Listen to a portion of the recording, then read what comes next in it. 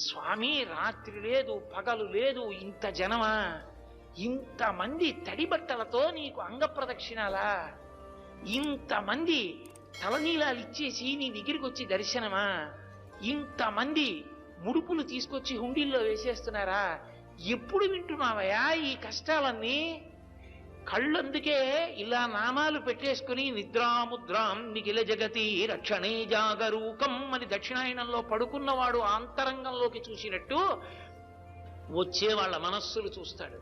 వ్యాసుడు అందుకే ఓ మాట అన్నాడు, వెంకటాచల క్షేత్రంలో వెంకటేశ్వర స్వామి వారి ముఖమండలం బహుప్రసన్నంగా ఉంటుంది.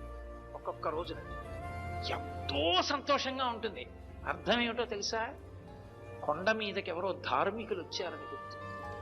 ధర్మమునందు విశేషమైన అనురక్తి ఉన్న వాళ్ళు కొండ మీదకి వచ్చారనుకోండి, ఆ రోజు మురిసిపోతాట, రే ఒక్కడు వచ్చాడు రా.